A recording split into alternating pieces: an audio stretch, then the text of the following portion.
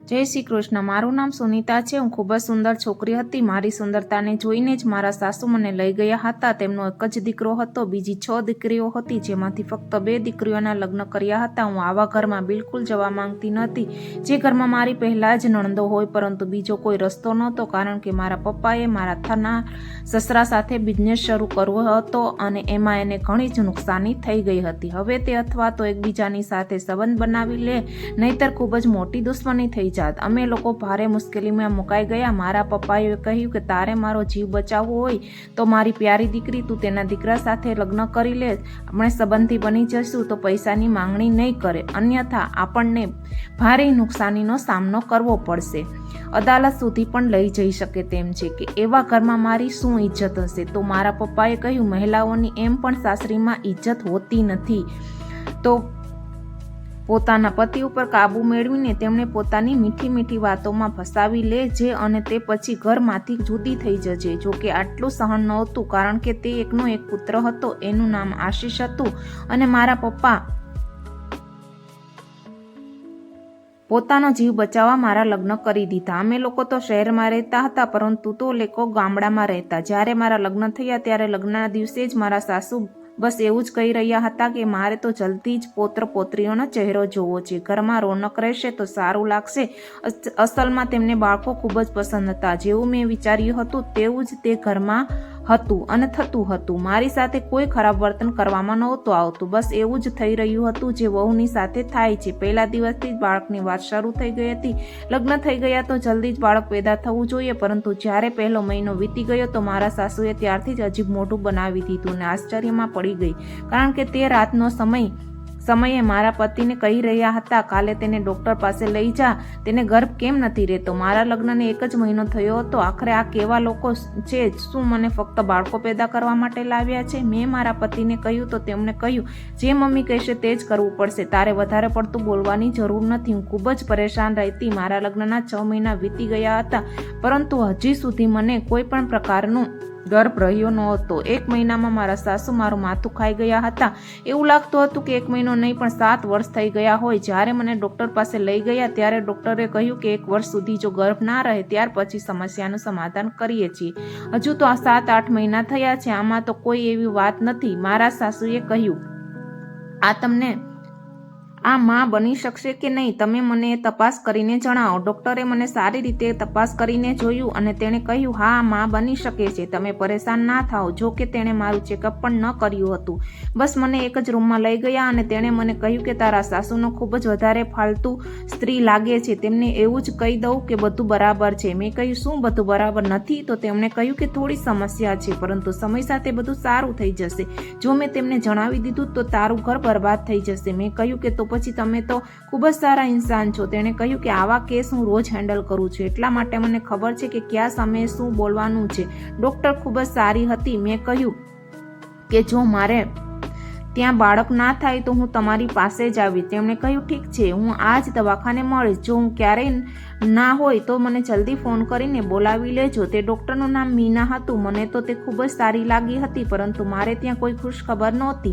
ડૉક્ટરે કહ્યું હતું કે મોટી નહીં પરંતુ નાની સમસ્યા છે। આવી રીતે 4-5 મહિના વીતી ગયા તો મારા સાસુ બધાને કહેવાનું શરૂ કરી દીધું કે મારી વહુ છે એ વાંઝણી છે। જ્યારે કોઈ મહિલા આવતી તો તેણે પણ એવું જ કહેતા, કોઈના લગ્નમાં પણ જતા તો ત્યાં પણ એવું જ કહેતા કે મારી વહુ બાળક પેદા નહીં કરી શકતી, તે તો વાંઝણી છે। ખબર નહીં મારા દીકરાની કેવી કિસ્મત ફૂટેલી હતી કે આ તેના ભાગ્યમાં લખી હતી। હવે મારા દીકરાની જિંદગી બરબાદ થઈ ગઈ છે। મારા માટે આ બધું સહન કરવું ખૂબ જ મુશ્કેલ લાગી રહ્યું હતું કે મને ટોર્ચર કરવામાં આવી રહી છે। સમજ નહોતી પડતી કે ક્યાં જાઉં। સાસુ સામે કોઈ વાત કરતી તો કહેતી કે જુબાન કેમ ચલાવે છે? આજકાલની છોકરીઓને તો બધું જ ખબર હોય છે। જે વાત અમને લગ્ન પછી ખબર પડતી હતી, આ લોકોને તો પહેલેથી જ બધી ખબર પડી જાય છે। મારા કહેવાનો હેતુ એ કે કોઈ સમસ્યા નથી, બધો સમય આવશે એટલે ઠીક થઈ જશે। અમારી પરીક્ષા લઈ રહ્યા હતા. ભગવાન, અમારા લગ્નને જ્યારે 1 વર્ષ પૂર્ણ થયું તો મારા પેટમાં મહિનાનું બાળક હતું. 1 જ વર્ષની અંદર જ હવે હું પ્રેગ્નેન્ટ થઈ ગઈ હતી. આ તો કૃપા હતી ભગવાનની કે મારી ઉંમર વધારે નહોતી, નહીં તો મારા સાસુ આ વાત ઉપર પણ મને સંભળાવા લાગતા. મારા પતિ તો કંઈ પણ બોલતા નહીં, બસ ચૂપચાપ બેસી રહેતા. જે તેમના મમ્મી કહેતા એ જ કરતા. હું ખૂબ જ વધારે પરેશાન હતી અને પછી ભગવાને કૃપા કરી. એક દિવસ મારી તબિયત વધારે ખરાબ થઈ ગઈ હતી. મને વૈદજી પાસે લઈ ગયા તો વૈદે કહ્યું કે હું માં બનવાની છું. ત્યારે બધાને થોડી શાંતિ થઈ. મારા સાસુને તો ખુશ થવું જોઈતું હતું, પરંતુ તેમના ચહેરા ઉપર પરેશાની હતી, કારણ કે તેમને આખા ખાનદાનમાં મને વાંજણી મશહૂર કરી દીધી હતી. હવે બધા ખાનદાનના લોકો કહેતા કે તમે તો કહેતા હતા કે તમારી વહુ ક્યારે બાળકને જન્મ નહીં આપી શકે, તો પછી આ કેવી રીતે થઈ ગયું? પણ ચૂપ થઈ જતી, કેમ કે આખરે ભગવાને મારી પ્રાર્થના સાંભળી લીધી હતી. હવે મારે કોઈ બોલવાની જરૂર નહોતી. મારી સાથે તો ભગવાન ઇન્સાફ કરી દીધો હતો. હું માં બનવાની હતી. જેટલો મારા સાસુને શોખ હતો, મને લાગ્યું એટલો જ મારો ખ્યાલ પણ રાખવામાં આવશે, પરંતુ મારો જરાય ખ્યાલ રાખવામાં આવ્યો નહીં. મારા માટે કામના ઢગલા રાખવામાં આવતા. કોઈ સારી વસ્તુ ન હોવા છતાં પતિને કંઈ કહેતી તો કહેતા કે મમ્મીને પૂછીને લઈ આવીશ. જ્યારે તે મમ્મીને વાત કરતા તો કહેતા કે કોઈની જરૂર નથી, અમે ક્યાં ફળ ખાતા હતા. તો પણ મેં 7 બાળકો પેદા કરી લીધા અને બાળકો ઠીક હતા, કોઈ સમસ્યા નહોતી. આ બધું સ્ત્રીઓનું નાટક છે. આવા સમયે પતિને પોતાની આંગળી ઉપર નચાવવા માંગે છે. તે જાણી જોઈને માસૂમ બની જાય છે કે કોઈ તબિયત ખરાબ નથી થઈ. સ્ત્રીનું શરીર તો બન્યું જ છે બાળક પેદા કરવા માટે, તો પછી એવું થોડું છે તેની ઉપર કોઈ પહાડ તોડવામાં આવશે? બસ તારી પત્નીને વાતો માનવાની તારે જરાય જરૂર નથી. બીજા કાનેથી કાઢી નાખવી, વધારે માથે ચડાવી નહીં, પછી પસ્તાવાનો વારો આવશે. મને ખૂબ જ વધારે ખોટું લાગ્યું. મારી નાની નાની સમસ્યા રહેતી, કારણ કે મારું પહેલું બાળક હતું. તે વર્ષ પછી પેદા થયું, પરંતુ જ્યારે પણ કંઈ પણ કહેતી તો મારા પતિ કહેતા મારી મમ્મી સાથે તો આવું નહોતું તો થતું, તો પછી તારી સાથે કેમ થઈ રહ્યું છે? પરંતુ એક દિવસ જ્યારે મારી મોટી નણંદ આવી, પણ માં બનવાની હતી, તેણે કહ્યું કે મમ્મી મને પેટમાં દુખાવો છે. તો મારા સાસુએ જલ્દીથી કહ્યું કે હા આવા સમયે દુખાવો થાય તો ફળ ખાવાનું ચાલુ રાખ. આશ્ચર્યમાં હું પડી ગઈ, કારણ કે આ વખતે તેમને બધી વાતો યાદ છે કે દુખાવો પણ થાય છે, આરામ પણ કરવો પડે, ફળ ખાવા પડે, દૂધ પીવું પડે. જ્યારે હું કોઈ આવી વાત કહેતી તો તે કહેતા કે ના ના કંઈ ના થાય, તબિયત એકદમ સારી છે. હું તેમને મારી બીમારી માટે જણાવતી તો તે કહેતા કે હું પાતળી છું, સ્વસ્થ છું, તારું આરામથી બાળક પેદા થઈ જશે. પેટ પણ ખૂબ જ વધારે બહાર નીકળેલું હતું. આટલું તો મેં કોઈનું પેટ નીકળેલું જોયું ન હતું. પરંતુ મારા સાસુ કહેતા હતા કે પહેલું બાળક છે તો પેટ નીકળે જ વધારે, કારણ કે ઇન્સાનની ચામડી થોડી જાડી હોય છે. પરંતુ મારી સાથે ના જાણે શું સમસ્યા હતી, મારું પેટ વધારે નીકળેલું હતું. એટલે મારા સાસુ કહેતા હતા કે આટલું મોટું પેટ નીકળેલું છે તો આપણું બાળક ખૂબ જ તંદુરસ્ત હશે, વધારે ઊંધી સીધી વાતો કરવાની જરૂર નથી. મેં કીધું મને દુખાવો થઈ રહ્યો છે, તો મારા સાસુએ કીધું કે થવા દે, કોઈ સમસ્યા નથી. મને તો ખૂબ જ વધારે દુખાવો થતો હતો. એક વખત મારી મમ્મીનો ફોન આવ્યો તો તેમને બધી વાત મેં જણાવી દીધી. તેમણે કહ્યું કે એટલો બધો દુખાવો થતો હોય તો ડૉક્ટર પાસે જા. શું કહે છે? મને ડૉક્ટર પાસે નથી લઈ જતા. તે લોકો મને અહીંયા છોડીને ભૂલી ગયા, કારણ કે તે લોકો આમ જ કજેદાર હતા. એટલા માટે તેમણે અહીંયા આવવાનું બંધ કરી દીધું હતું. ફક્ત મને ફોન કરી લેતા. આ લોકોને પણ કંઈ કહેતા નહોતા. અમારી દીકરીનું ધ્યાન રાખજો એવું પણ કહેતા નહોતા. મારી જિંદગી તો જાણે નર્ક બનીને રહી ગઈ હતી. પરંતુ હવે મને મારા બાળકની ચિંતા હતી, એટલે હું ગમે તેમ મારી જિંદગી વિતાવી રહી હતી. તેમણે મારા બાળક માટે કપડાં પણ નહોતા લીધા. કહેવા લાગ્યા અમે લોકોને ઘણું બધું આપ્યું છે, જ્યારે આપણું બાળક પેદા થશે તો તે લોકો પણ આપી જશે. પરંતુ એના વિચાર્યું કે જ્યાં સુધી તે લોકો આવશે ત્યાં સુધી બાળકને શું પહેરાવશું? શું હું મારા બાળકને ચાદરમાં વીંટાળીને રાખીશ? જ્યારે મારા પતિને વાત કરતા તેમને કંઈ ફરક પડતો ન હતો. એકવાર મેં ડૉક્ટર પાસે ના લઈ ગયા. કહેવા લાગ્યા કે કોઈ સમસ્યા જ નથી, તો ડૉક્ટર પાસે જવાની કોઈ પણ જરૂર નથી. જ્યારે મને એટલી તો ખબર હતી કે એકવાર ડૉક્ટર પાસે જવું જરૂરી છે, ખબર તો પડે અંદર બધું બરાબર છે કે નહીં. હું તો ખૂબ જ પરેશાન રહેતી. થોડા પણ દુખાવો થતો હતો તો પરેશાન થઈ જતી. ખબર નહીં મારા બાળક પાસે ક્યાંક કોઈ સમસ્યા તો નથી. દિવસો આવા રીતે વીતી રહ્યા હતા. જ્યારે 9મો મહિનો શરૂ થયો તો ભગવાનને ધન્યવાદ કીધું. બસ હવે મને થોડાક દિવસો બાકી રહ્યા હતા. હવે તો મને ડૉક્ટર પાસે લઈ જજે, બધું બરાબર થઈ જશે. પરંતુ મને હજુ પણ ડૉક્ટર પાસે નહોતા લઈ ગયા. લાગતું હતું મને ત્યારે જ લઈને જશે જ્યારે મને દુખાવો થશે. મારો દુખાવો શરૂ નહોતો થતો. મારા ઘરે ફળિયામાંથી જ્યારે મહિલાઓ આવતી તો મારા સાસુ કહેતા કે હું તો મારી વહુને ખૂબ જ વધારે ધ્યાન રાખું છું અને તેને ખાવા માટે બહુ બધા ફ્રૂટ અને પીવા માટે દૂધ આપું છું. બસ કૂટ તો ઘરમાં એમ પણ ખૂટતા જ ન હોય, પરંતુ ફક્ત તેની પુત્રી માટે જ રહેતા હતા. મને તો એક વસ્તુ પણ ખાવા મળતી નહોતી. એક દિવસ મેં ભૂલમાં સફરજન ખાઈ લીધું તો મારી નાની નણંદ ઘરે માથે ઉપાડી લીધું. મેં મારા માટે રાખ્યું હતું, તમે કેમ ખાધું? એક સફરજનને કારણે મને ઘરમાં તે ખૂબ જ બોલી હતી. મેં મારા સાસુને કહ્યું કે મારે પણ મહિના ઉપર દિવસો થઈ ગયા છે, મને ડૉક્ટર પાસે લઈ જાઓ. મારા સાસુએ કહ્યું કે તું તો આજકાલની છોકરી છે, તને તો પોતાના દિવસો યાદ નથી રહેતા. કોઈ પણ દિવસો ઉપર નથી થયા. દિવસો પૂરા થઈ ગયા હોત તો અત્યાર સુધીમાં દુખાવો થઈ ગયો હોત. દુખાવો નથી થયાનો મતલબ હજુ સુધી દિવસો પૂરા થયા નથી.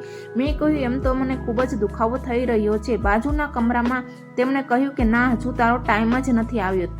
જ્યારે ટાઈમ આવશે તો પોતે જ ખબર પડી જશે. જ્યારે મેં વધુ ઘોંઘાટ કર્યો, મને લઈ જાઓ, તો મારા પતિ મને વૈદ પાસે લઈ ગયા. વૈદે કહ્યું હજુ ડિલિવરીમાં ટાઈમ છે. આ વૈદ મારા પતિના ખાનદાની વૈદ હતા. તેમને બહુ પહેલાંથી જ જણાવવામાં આવેલું હતું. જ્યારે તેમણે કહ્યું કે ટાઈમ હજુ નથી થયું એવું કહેજો, જો હજુ ટાઈમ છે ના.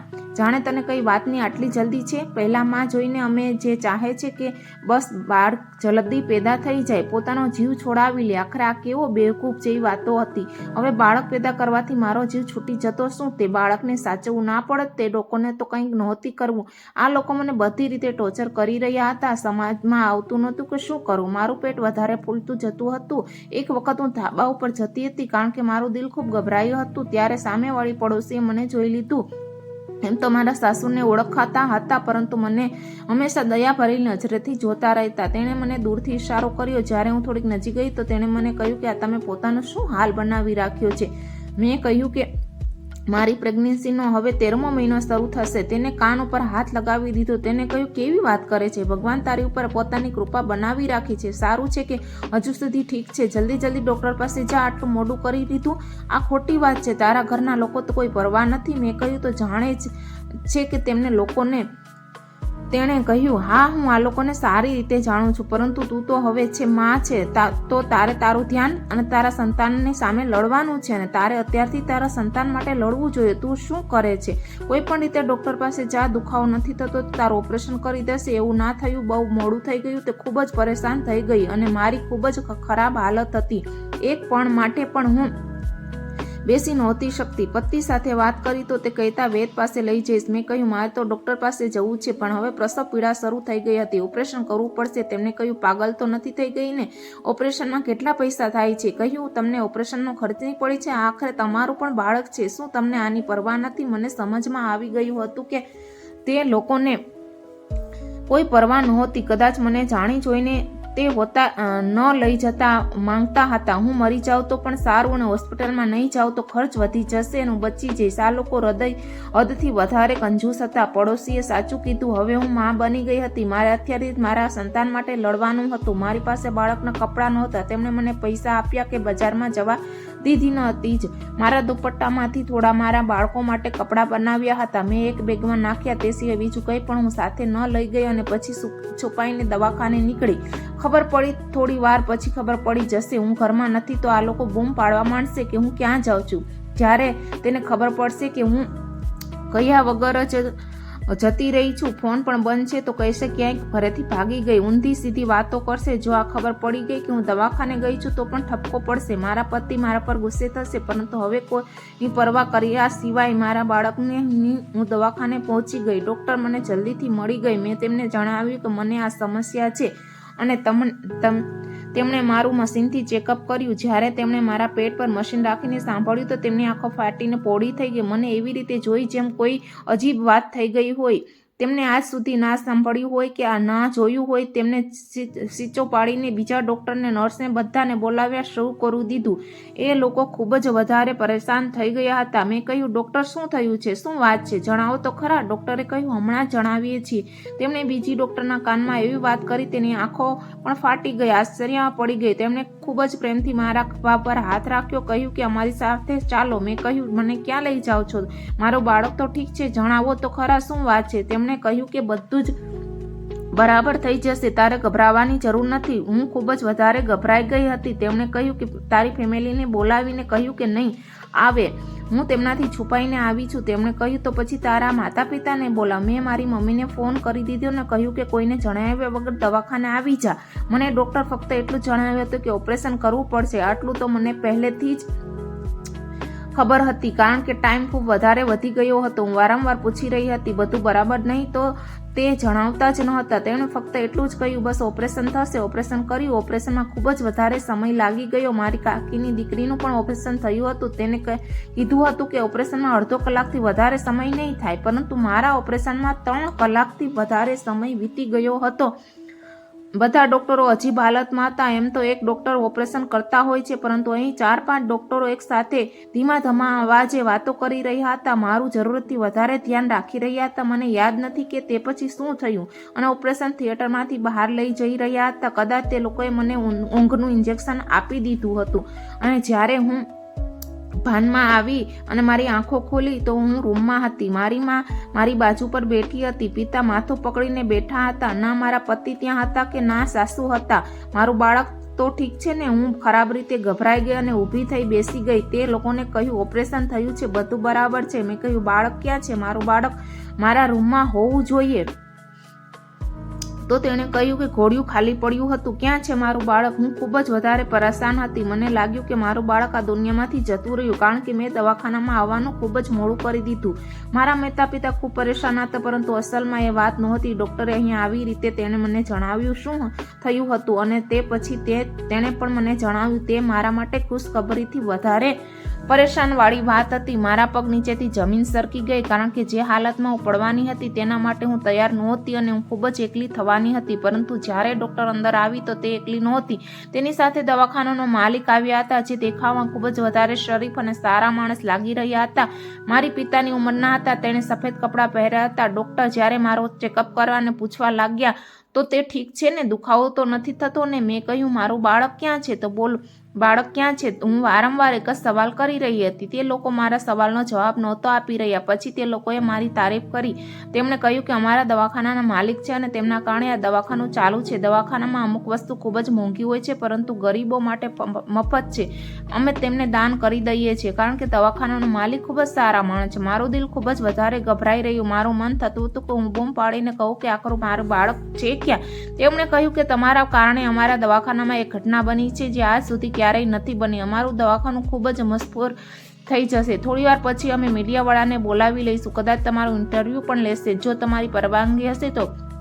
મારા પતિ પણ અહીંયા આવી ગયા અને સાથે જ મારા સાસુ પણ આવી ગયા. તેણે કહ્યું તું અહીંયા આવીને બેઠી છે? અમે ક્યારથી તને શોધી રહ્યા છે. માતા પિતાને તેમણે સંભળાવવાનું શરૂ કરી દીધું. તમારી દીકરીને અમે છૂટાછેડા આપી દઈશું. જે સ્ત્રી ઘરમાંથી ભાગી જાય અમે તેને પાછી નથી રાખતા. આખી રાત વીતી ગઈ છે. ખબર નહીં તેણે રાત ક્યાં વિતાવી હશે. પતિના મોઢામાં જે વાત આવતી હતી તે બોલી રહ્યા હતા. મારા પિતાએ કહ્યું કે દેખાતું નથી કે દવાખાનામાં રાત વિતાવી છે. કેવો માણસ છે? પછી મારા પતિએ કહ્યું કે હું તમારી દીકરી સાથે નહીં રહી શકું. તેને છૂટાછેડા આપીશ. હું આશ્ચર્યમાં પડી ગઈ. આખી રાત હું અહીંયા મૃત્યુ સામે લડી રહી હતી. ડૉક્ટરે કહ્યું કે તમે જેવું તે છોકરી સાથે કર્યું તો તે છોકરી એ જ તમને સામેથી છોડી દેવા જોઈએ, કારણ કે તમે તેના લાયક જ છો નહીં. તમે એક સાથે 8 જણાની જાન ખતરામાં નાખી દીધી છે. આ વાત ડૉક્ટરના મોઢામાંથી નીકળતા જ હું આશ્ચર્યમાં પડી ગઈ. ડૉક્ટરે કહ્યું કે હા, તારા ત્યાં એક સાથે 8 બાળકો પેદા થયા છે, જેમાંથી 4 દીકરીઓ છે, 4 દીકરાઓ છે. અને આ સાચું હોઈ શકે કે નહીં? હું હેરાન હતી. બીજા બધા લોકો પણ મને મારા પતિનો ચહેરો અજીબ થઈ ગયો હતો અને મારા સાસુનો પણ. તેમણે 1 મિનિટ સુધી એકબીજાને જોયા પછી કીધું કે આ સ્ત્રી એક સાથે 8 બાળકો પેદા કરે? અરે આ સ્ત્રી છે કે કોઈ ભૂત છે? કેવી રીતે આ બાળકનો ઉછેર કરીશું? ક્યાંથી આટલું બધું લાવીશું? આપણે પાસે તો પૈસા પણ નથી. તે દવાખાનાના માલિકે કહ્યું મેં તારી પહેલાથી સમસ્યા જોઈ લીધી છે બેટી. તે જેવી રીતે દુપટ્ટાને કાપીને કપડાં બનાવ્યા હતા, હું જાણતો કે તારી પાસે બહુ ખરાબ હાલત છે. મને ખબર છે કે 8 બાળકોને એક સાથે ઉછેરવા ખૂબ જ મુશ્કેલ છે. એટલા માટે હું એલાન કરું છું કે આ બાળકોનો બધો ખર્ચ હું ઉપાડીશ, જ્યાં સુધી આ બાળકો પોતપોતાના પગ ઉપર ઊભા થઈ ના જાય ને નોકરી ના કરે.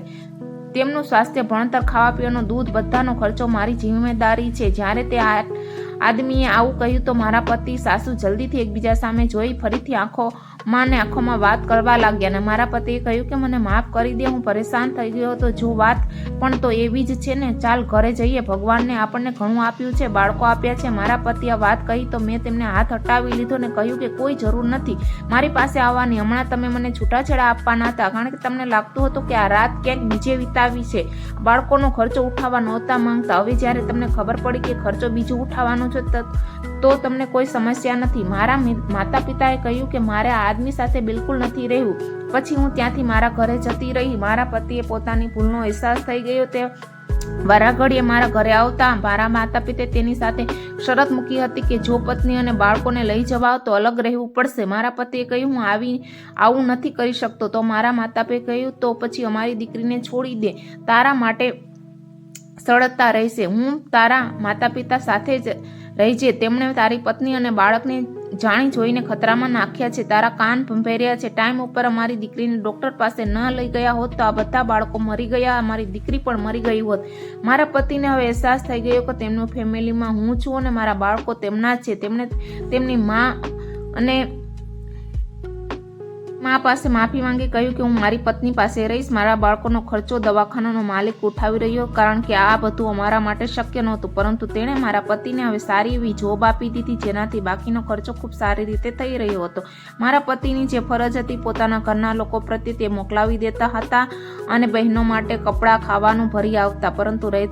પરંતુ રહેતા મારી સાથે પોતાનો ભૂલનો અહેસાસ થઈ ગયો અને ખરેખર એક સારા પતિ બનીને સાથે રહેતા. બાળકોને ઉછેરવામાં બીજી હતા. મારી સાથે શું થયું મને એટલા માટે ન હતું જણાવ્યું કે હું પરેશાન ન થઈ જાઉં, મારું બ્લડ પ્રેશર વધી ના જાય, કારણ કે આવી રીતે તો મારી પાસે બાળકોની સમસ્યા ઊભી થઈ જતી હતી. પરંતુ આ વખત ખરેખર મશહૂર થઈ ગઈ. મીડિયામાં ખબર છતી રહી કે નાનકડા એક ગામમાં એક સ્ત્રીએ એક સાથે 8 બાળકોને જન્મ આપ્યો, જેમાં 4 દીકરા 4 દીકરીઓ. આ દવાખાનામાં ડોક્ટરની યોગ્યતા ઉપર પણ ગર્વ થવા લાગ્યો, જેમણે આટલો મુશ્કેલ કેસ હેન્ડલ કર્યો અને મા સાથે સાથે બધા બાળકોનો જીવ બચાવી લેવામાં આવ્યો હતો.